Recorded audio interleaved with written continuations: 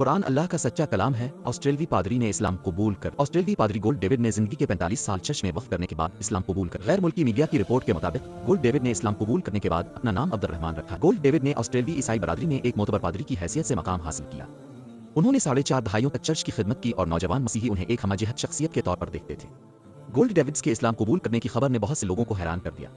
Report में बताया है कि गोल्ड डेविड अपने बहनोई के जनाजे में शिरकत के लिए पर्थ के सफर के दौरान इस्लाम से इस वक्त मुतासिर हुए जब इन्होंने पर्थ की मरकजी मस्जिद से महज 150 मीटर के फासले पर एक होटल में रहाइश इख्तियार की। पर्थ की मरकजी मस्जिद के करीब कयाम के दौरान अचानक उनका दिल चाहा कि वो इस मस्जिद में जाएं, जिसके बाद वो मस्जिद में गए और वहाँ के इमाम से मुलाकात की जिन्होंने उन्हें तोहफे में कुरान पाक दिया। इस हवाले से गोल्ड डेविड ने अपने एक इंटरव्यू में बताया कि बरसों से मेरे कुरान मजीद रखा हुआ है, लेकिन बमुश्किल इसे छुआ कभी पड़ा नहीं। लेकिन पर्थ में मस्जिद से जब मैं वापस होटल में गया तो घुटने टेक कर खुदा से दुआ की कि मुझे मुकम्मल सच्चाई दिखा, इस्लाम सच है या नहीं।